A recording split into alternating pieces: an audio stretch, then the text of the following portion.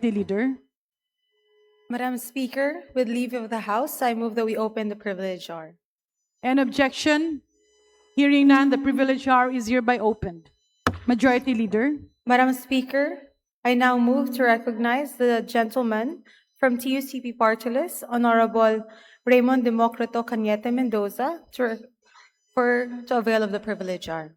The Honorable Deputy Speaker, the pride of Cotabato and Cebu, from Visayas to Mindanao to Luzon, the Honorable Raymond Democrito Mendoza of Party List TUCP is hereby recognized to deliver his privileged speech. Daghang salamat, Madam Speaker. Most kind. Your introduction, of course, to Majority Leader. Madam Speaker, I rise today considering that we have a problem. Napasalamat tayo, ang TUCP may increase na 85 pesos, pero nakaproblema ngayon. For the first time in the nation's history, a court order was placed. The hopes of more than 1 million minimum wage earners in Metro Manila on hold by the petition of only 2 construction companies through a TRO, or temporary restraining order, issued by the RTC, or the Regional Trial Court of Pasig City. The first tranche of a duly approved wage increase was suspended. Soon thereafter, another petition was filed before the RTC Court of Navotas by the Alliance of Philippine Fishing Federation, seemingly encouraged by the unprecedented ruling. Ito na, barya-barya nga ang at hulugan, gamay kayong gihatag, binawi pa ang wage increase. So it's 85, 65 now, 20 pesos next year. For the petitioners, this may be nothing more than a legal dispute.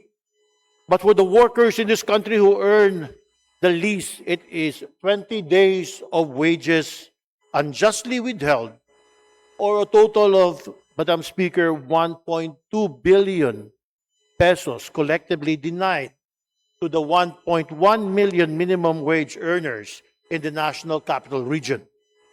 Every day that this TRO remains in force, and even more so should a writ of preliminary injunction be issued, is another day that the cost of this litigation is borne not by those who brought the case, but the very workers who can at least or least afford it, Madam Speaker.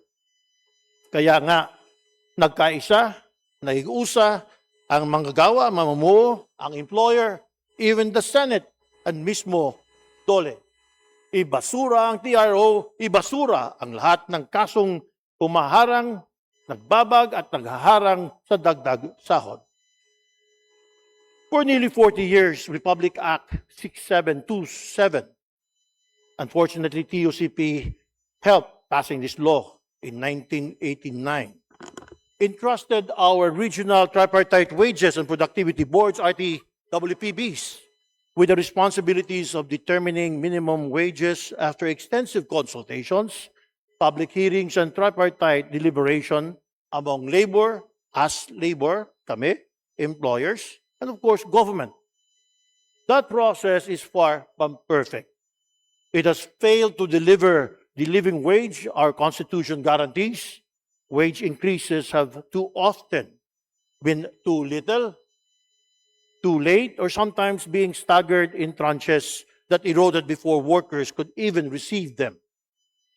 Madam Speaker, the fact that there is a process established by Congress in Article 126 of the Labor Code of the Philippines sought to protect when it declared in clear, unmistakable language that no TRO or injunction shall issue against proceedings before the National Wages and Productivity Commission, or the NWPC, or the regional wage boards. That law also provides an equally clear remedy. A party aggrieved by the wage order or may appeal to the NWPC, which possesses the technical expertise the statutory mandate and the the duty to decide such appeals within 60 days. The process exists because wage determination is not merely a legal exercise but a socio-economic judgment, since it impacts not only tens of millions of working families and hundreds of thousands of enterprises, companies, but the national economy itself.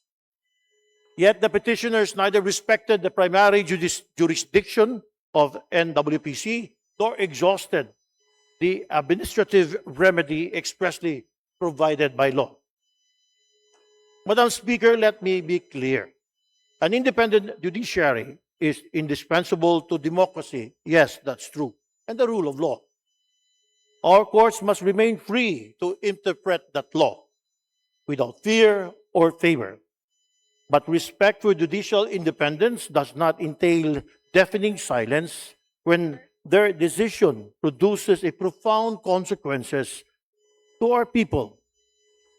Nor does it prevent Congress from asking whether the laws we enacted are being faithfully observed, and when the law no longer protects those it was meant to protect, it has become the solemn duty of this House of the People, this Congress, to act because an unjust law is no law at all. For decades, kami po sa TUCP, the Trade Union Congress of the Philippines Labor Center, and the party list and the Philippine labor movement have fought to overhaul the broken regional wage board system that condemns equally hardworking Filipinos to unequal wages based solely on whether they happen to work.